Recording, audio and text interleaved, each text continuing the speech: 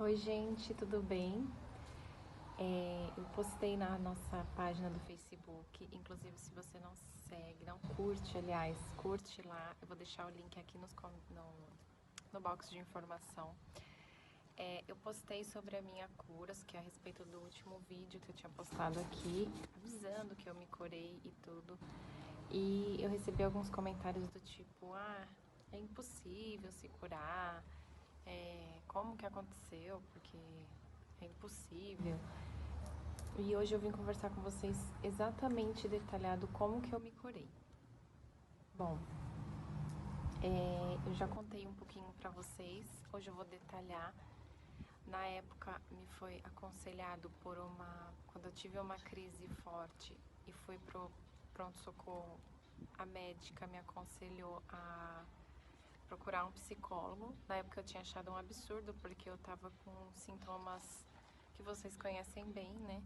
Eu tava com sudorese, eu tava com taquicardia, eu tava com falta de ar. Então aquilo eram sintomas físicos. Como que um psicólogo que mexe com a mente, digamos assim, né, vai curar um problema físico?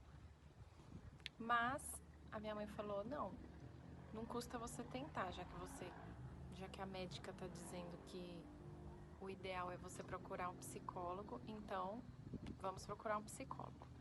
E aí eu fui para uma psicóloga. A linha de atendimento dela é terapia comportamental e ela fez uma série de perguntas, conversou bastante comigo e ela me diagnosticou com a síndrome do pânico. Ela me explicou um pouquinho como é que era, ela falou que era um problema psicossomático que afetava fisicamente. A gente acredita ter algum problema e isso desencadeia uma série de sintomas. Ela explicou certinho, fez uma carta enorme com todos os meus sintomas, o que eu estava sentindo, o diagnóstico dela e me encaminhou com urgência para uma psiquiatra, porque ela disse que eu precisaria tomar medicação. Bom, chegando na psiquiatra, como eu já tinha um diagnóstico, apesar de ainda não aceitar, eu acho que a gente demora um pouco para aceitar que a gente tem algum problema de nível mental.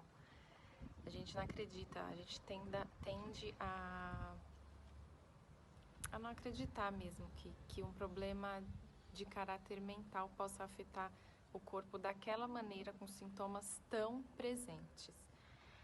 Eu fui à psiquiatra, entreguei a cartinha de encaminhamento da psicóloga e a psiquiatra me passou algumas medicações. Ela me passou ansiolítico, né, que é para controlar a ansiedade.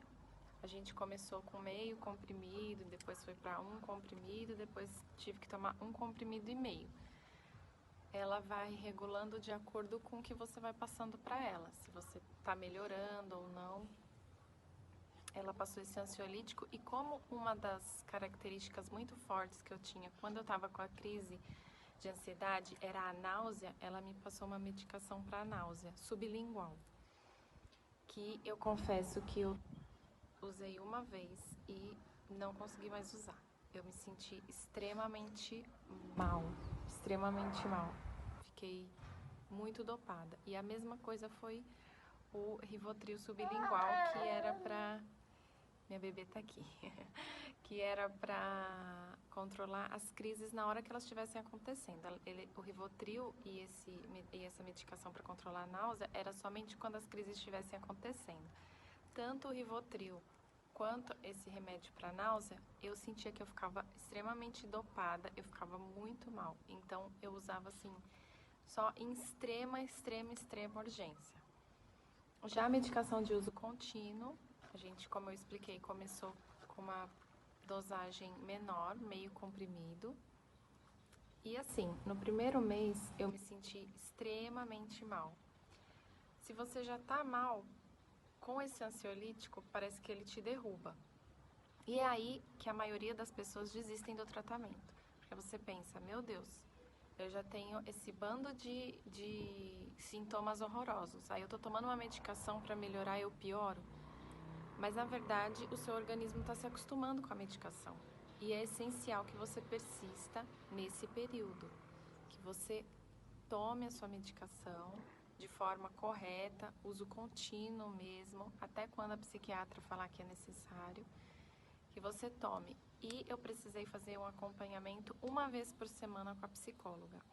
A psicóloga falou pra mim que o meu caso, né, o caso de pessoas que têm síndrome do pânico, o ideal é 2 vezes por semana. Mas como eu pagava particular ela, como a minha mãe pagava particular ela na época, eu não conseguia ir 2 vezes por semana, ia ficar muito pesado. Então ela falou, bom, vamos deixar 1 vez por semana, se eu ver que existe a necessidade mesmo de 2 vezes, eu aviso. Mas não teve. Foram meses de acompanhamento com ela e assim, ela vai conversando, ela vai vendo o que causa essas crises, o porquê que você está tendo essas crises. No meu caso, que era a náusea, ela falava, o que você quer tanto falar que você não fala? Por que o seu corpo está respondendo como uma coisa que você quer colocar para fora e você não coloca? E eu acredito que realmente seja isso. Eu acredito que às vezes algumas pessoas têm um tipo de personalidade que vai engolindo muito sapo, e na hora que vai explodir, explode em forma de doença. Só que a doença em você. Eu acredito que se a gente falar sobre o que a gente está sentindo, seja com o psicólogo ou com quem causou o problema, a gente evita essa série de problemas. Enfim, eu fui indo com a psicóloga, ela foi... Eu assim, cheguei numa fase que eu não conseguia sair de casa, eu tive que trancar a faculdade, eu não conseguia botar o pé na rua, eu não conseguia ir no mercado, que eu passava mal, mesmo acompanhada, eu não conseguia ir. Então,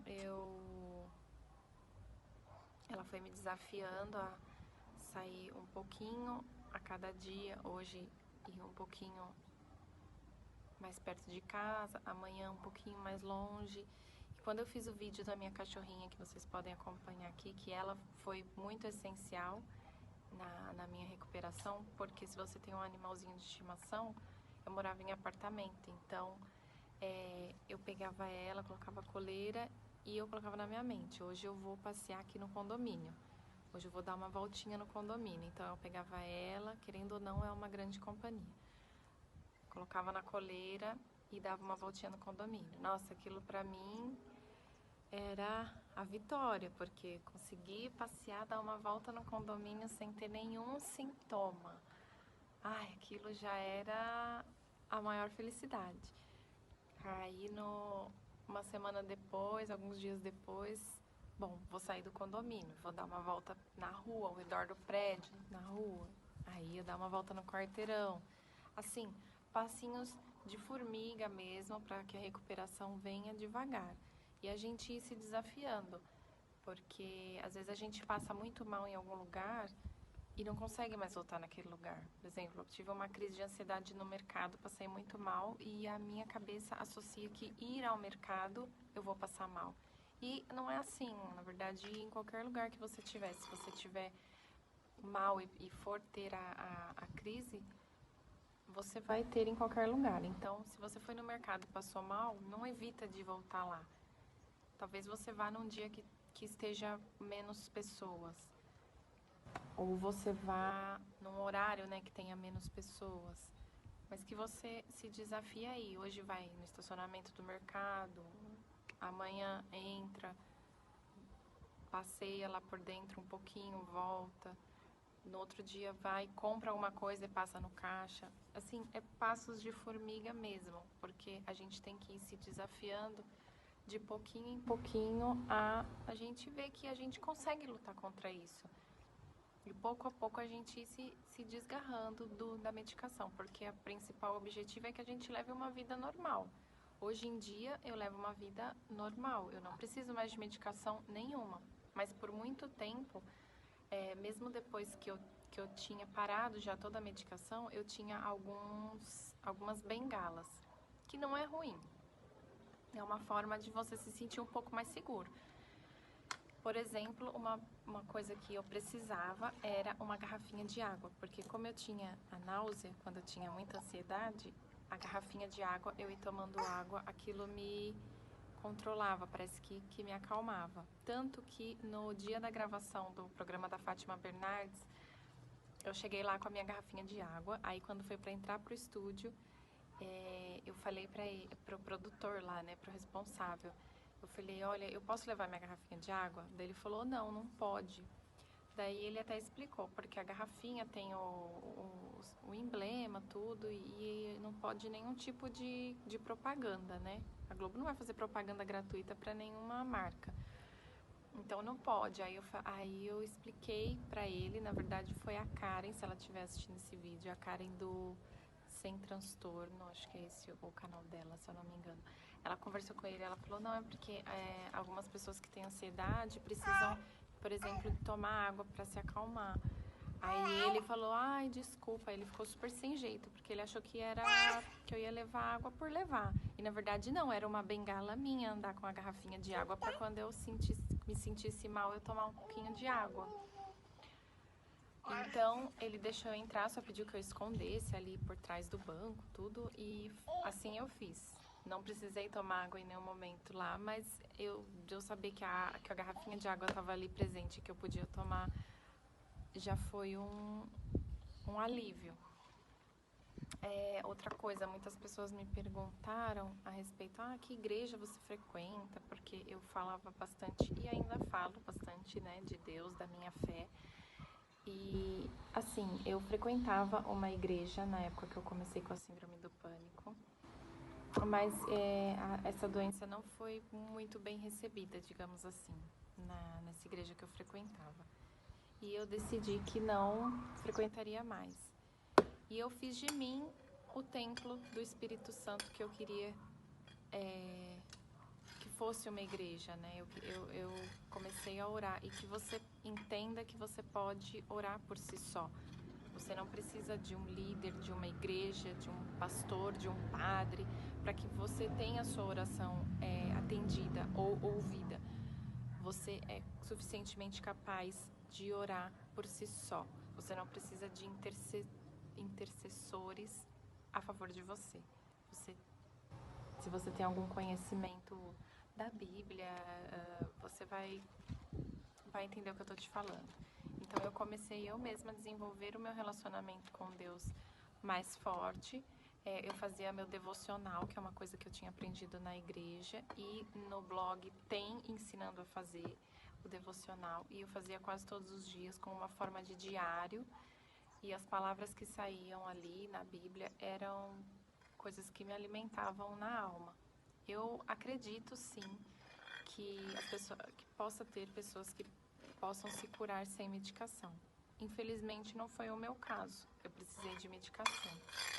E se você é de alguma igreja e a igreja for contra usar medicação, pense bem, porque é a sua saúde, é você que importa nesse momento. Então eu não aconselho ninguém que precisa de medicação negligenciar isso, porque eu acredito que seja extremamente importante. E também a psicóloga, porque sem uma mudança de olhar a respeito dos acontecimentos, a respeito da vida, eu acredito também que seja extremamente difícil a gente sair dessa sozinhos, tá bom? Eu espero que vocês tenham gostado desse vídeo, eu vou tentar atualizar para vocês aqui. Se vocês tiverem alguma dúvida, algum questionamento, me mandem que eu respondo, tá bom? Um beijo.